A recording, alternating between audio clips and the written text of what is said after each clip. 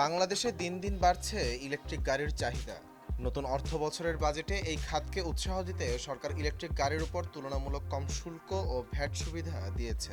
ফলে অনেকের কাছেই প্রশ্ন, এখন কি ইলেকট্রিক গাড়ি কেনার উপযুক্ত সময়, নাকি এখনও সীমাবদ্ধতার কারণে পুরোপুরি নির্ভর করা ঠিক হবে না। বিশ্বজুড়ে পরিবেশ বান্ধব যানবাহনের দিকে ঝুঁকছে মানুষ। জলবায়ু পরিবর্তনের ঝুঁকি মোকাবিলা, জ্বালানি আমদানির ব্যয় কমানো এবং দূষণ নিয়ন্ত্রণে এখন ইলেকট্রিক গাড়িকেই ভবিষ্যতের পরিবহন হিসেবে দেখা হচ্ছে। বাংলাদেশও সেই পথে হাঁটছে। নতুন বাজেটে ইলেকট্রিক গাড়ির উপর কর ও শুল্কের ক্ষেত্রে বেশ কিছু ছাড় দেওয়া হয়েছে। একই সঙ্গে ইভি চার্জার এবং চার্জিং অবকাঠামো আমদানিতেও কর সুবিধার ঘোষণা এসেছে। সরকারের লক্ষ্য ধীরে ধীরে দেশে পরিবেশ বান্ধব পরিবহন ব্যবস্থার প্রসার ঘটানো। এই সিদ্ধান্তকে ইতিবাচক বলে মনে করছেন অটোমোবাইল উদ্যোক্তা ও রানার অটোমোবাইলসের ব্যবস্থাপনা পরিচালক অভিক আনোয়ার। Two USD 25,000।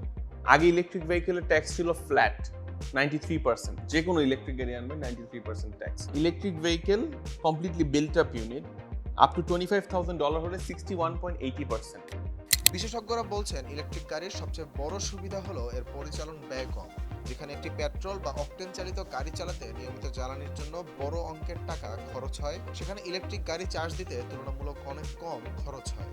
এছাড়া ইঞ্জিন অয়েল, ক্লাচ বা জটিল গিয়ারবক্স না থাকায় রক্ষণাবেক্ষণ ব্যয়ও অনেক কম। পরিবেশের জন্য এটি বড় সুবিধা। চলার সময় ইলেকট্রিক গাড়ি সরাসরি ধোঁয়া বা কার্বন নিঃসরণ করে না, ফলে শহরের বায়ু দূষণ ও শব্দ দূষণ কমাতে এটি কার্যকর ভূমিকা রাখতে পারে। তবে সুবিধার পাশাপাশি রয়েছে বেশ কিছু বাস্তব চ্যালেঞ্জও। বাংলাদেশে এখন পর্যন্ত চার্জিং স্টেশন নেই। রাজধানীর বাইরে ফাস্ট চার্জিং সুবিধা খুবই সীমিত, ফলে দূরপাল্লার ভ্রমণে অনেক চালকই চার্জ নিয়ে অনিশ্চয়তায় পড়তে পারে।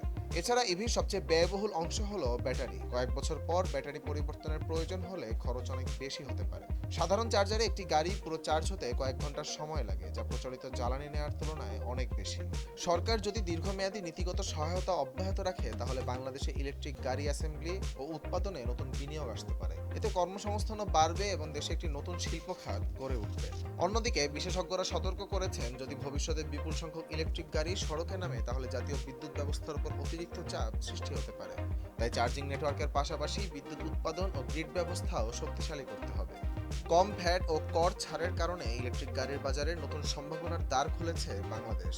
তবে এই সম্ভাবনাকে বাস্তবে রূপ দিতে হলে শুধু গাড়ি আমদানি নয়, প্রয়োজন চার্জিং অবকাঠামো, দক্ষ জনবল, নির্ভরযোগ্য বিদ্যুৎ এবং দীর্ঘমেয়াদী নীতিগত সহায়তা।